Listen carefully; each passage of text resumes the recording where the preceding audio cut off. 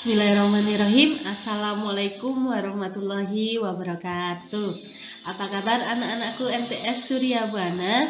Kembali lagi bersama Bunda dalam pembelajaran PKN kelas 7. Nah, sebelum kita mempelajari kaitannya dengan pertemuan kali ini, alangkah lebih baiknya kalau kita membaca doa terlebih dahulu.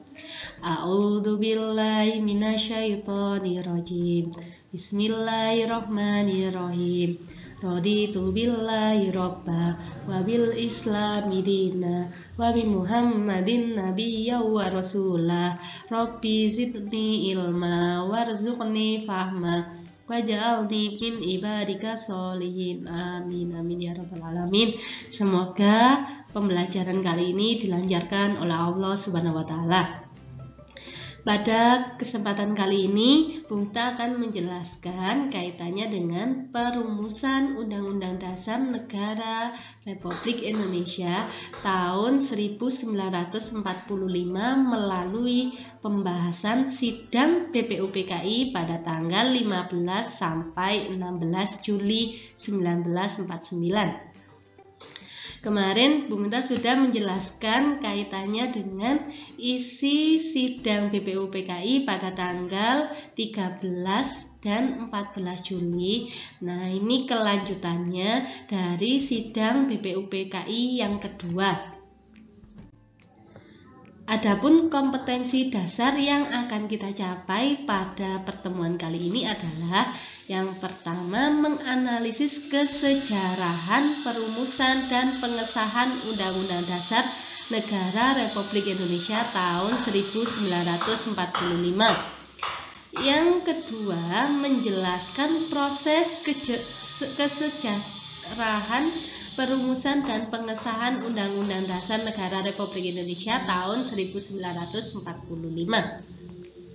Adapun tujuan yang akan kita capai adalah siswa diharapkan dapat menyebutkan isi sidang BPUPKI kedua pada tanggal 15 sampai 16 Juli 1945. Yang kedua, siswa diharapkan dapat menggambarkan denah tempat duduk persidangan BPUPKI. Yang ketiga, siswa dapat menyebutkan isi sidang BPKI. Jadi setelah melakukan sidang BPUPKI yang pertama, lalu melakukan sidang BPUPKI yang kedua, lalu BPUPKI itu diganti menjadi PPKI yang melakukan sidang kaitannya dengan Undang-Undang Dasar 45. Nanti hasilnya akan Bunda bacakan. Nah, yang pertama akan kita pelajari adalah sidang BPUPKI yang kedua. Nah, di sini Bunda tuliskan pada tanggal 15 Juli 1945. Di sini membahas tentang RUUD atau Rancangan Undang-Undang Dasar. Jadi, pada sidang kedua tanggal 15 ini masih merancang, masih akan membuat Undang-Undang Dasar yang kelanjutan dalam sidang sebelumnya. Nah, di sini dipimpin oleh seorang presiden yakni Soekarno. Nah, jadi dianggap seorang presiden karena pemimpinnya adalah Soekarno meskipun belum disahkan pada tanggal 15 Juli 1945. Nah, di sini kaitannya dengan kepemimpinannya Soekarno, ini ada sanggahan atau tanggapan kaitannya dengan rancangan Undang-Undang Dasar tadi yang disampaikan oleh Muhammad Hatta dan Supomo. Jadi tiga tokoh ini yang ada kaitannya dengan perancangan Undang-Undang Dasar. Tetapi ada panitia yang lain yang juga ikut andil dalam merancang Undang-Undang Dasar. Selanjutnya, pada sidang kedua BPUPKI pada tanggal 16 Juli 1945 ini diterimanya naskah Undang-Undang Dasar. Jadi, sehari sebelumnya masih melanjutkan rancangan Undang-Undang Dasar, pada tanggal 16 Juli sudah diterima kaitannya dengan naskah yang akan dijadikan sebagai hukum dasar di Indonesia. Di sini ada kaitannya dengan isi dari sidang BPUPKI kedua pada tanggal 16 Juli 1945. Yakni kaitannya dengan yang pertama, pernyataan Indonesia Merdeka. Jadi ada kaitannya dengan Indonesia ini dengan proklamasi yang kita gambarkan di samping ini. Ada kaitannya dengan pembacaan proklamasi, masih rancangan pembacaannya. Karena Indonesia sudah menyatakan bahwa dirinya sudah merdeka.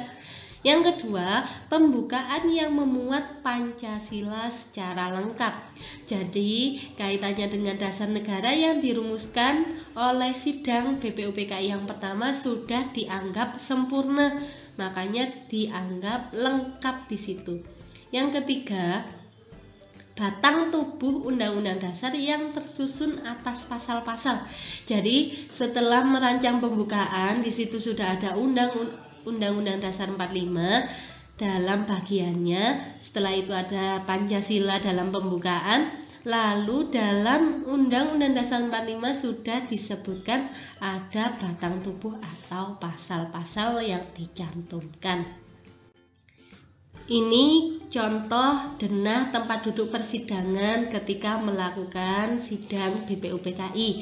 Kalau sekarang mungkin kita bisa melihat kaitannya dengan sidang yang dilakukan oleh MPR, kaitannya dengan rapat paripurna, kaitannya dengan perancangan atau mengamandemen Undang-Undang Dasar ataupun merancang undang-undang yang baru. Nah, ini kita kasih contoh denah tempat duduk di masa sebelum kita merdeka, masa di mana kita masih merancang Undang-Undang Dasar yang dijadikan sebagai hukum dasar di Indonesia. Di sini ada ketua 1, ada ketua muda, dan ada ketua muda 2. Di sini ada anggotanya sampai 60. Nah, di sini masih diketuai oleh Rajiman Widyodiningrat dan diwakil ketuai oleh Ici Bangase dan Suroso. Nah, wakilnya ada 2. Setelah itu anggotanya, ini IR Soekarno sebagai anggota dan seterusnya, ini banyak sekali. Bisa kalian baca sendiri. Nah, ini adalah tokoh-tokoh pahlawan yang berjuang merancang hukum dasar yang ada di Indonesia. Selanjutnya, setelah kita membicarakan tentang sidang BPUPKI yang kedua, kita lanjutkan kaitannya dengan perubahan dari BPUPKI menjadi PPKI, yakni dengan disahkannya Undang-Undang Dasar sebagai hukum dasar dengan dikaitkan dengan sidang PPKI pada tanggal 18 Agustus 1945.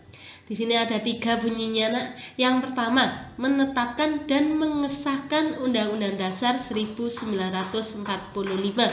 Jadi, ini pertama kali disahkannya Undang-Undang Dasar sebagai hukum dasar di Indonesia pada tanggal 18 Agustus. Selanjutnya, memilih presiden yakni Soekarno dan wakil presidennya yakni Muhammad Hatta. Jadi sudah ada organisasi negara yang mewakili bangsa Indonesia untuk memimpin atau melakukan pemerintahan di Indonesia. Yang ketiga, membentuk KNIP atau Komite Nasional Indonesia Pusat yang membantu presiden. Jadi kalau sekarang mungkin seperti menteri yang membantu presiden dalam menjalankan pemerintahannya. Perubahan rumusan pembukaan Undang-Undang Dasar, naskah Piagam Jakarta, dan rancangan batang tubuh Undang-Undang Dasar hasil sidang kedua. Jadi ini ada beberapa perubahan yang ada kaitannya dengan perbedaan pendapat oleh orang Timur yang tidak setuju kaitannya dengan pembukaan yang terdapat dalam naskah Piagam Jakarta. Nah, ini ada beberapa perubahan yang dilakukan. Yang pertama adalah kata mukadimah yang diganti menjadi pembukaan. Jadi dulu namanya Mukadimah Undang-Undang Dasar 45, sekarang diganti yang kita kenal dengan Pembukaan Undang-Undang Dasar 1945. Yang kedua, kaitannya dengan bunyi sila Pancasila yang ke-1, yakni kalau dulu sebelum dilakukan perubahan atau yang terdapat dalam naskah Piagam Jakarta, bunyinya seperti ini. Ketuhanan dengan kewajiban menjalankan syariat Islam bagi pemeluk-pemeluknya.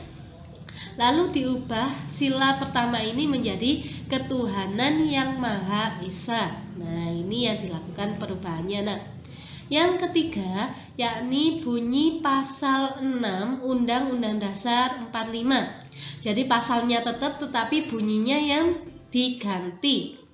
Nah, bunyinya seperti ini. Sebelum dilakukan perubahan, Presiden adalah orang Indonesia asli yang beragama Islam.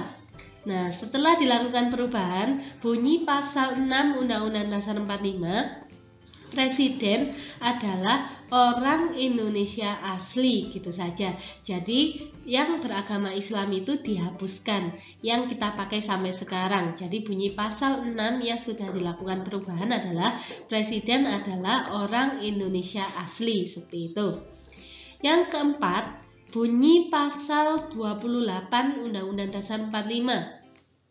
Jadi dalam naskah Piagam Jakarta, bunyi pasal 28 adalah sebagai berikut. Negara berdasar atas ketuhanan dengan kewajiban menjalankan syariat bagi pemeluk-pemeluknya.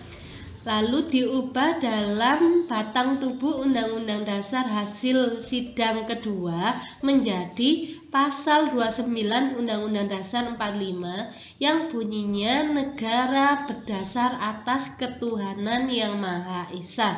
Jadi dalam perubahan naskah Piagam Jakarta, kalau kita simpulkan ini kaitannya dengan sila yang pertama.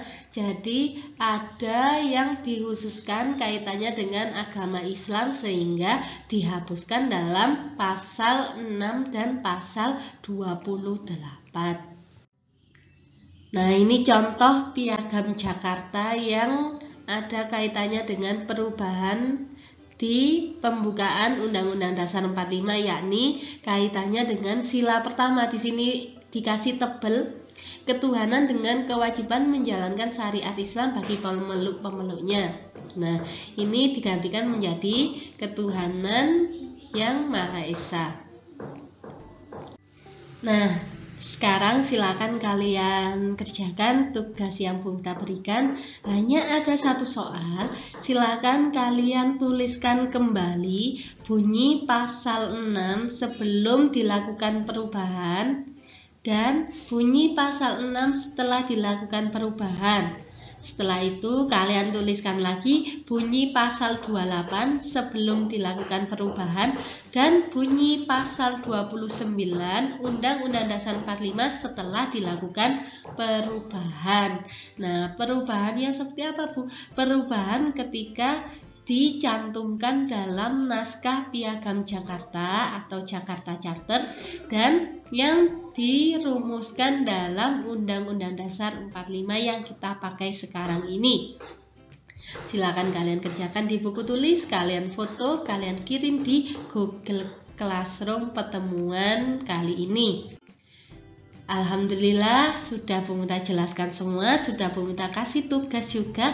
Tadi juga sudah Bu Mita simpulkan pembelajaran hari ini kaitannya dengan apa. Sekian yang bisa Bu Mita sampaikan, semoga bermanfaat. Selamat belajar anak-anak, selamat mengerjakan tugas yang Bu Mita berikan. Tetap semangat. Wassalamualaikum warahmatullahi wabarakatuh.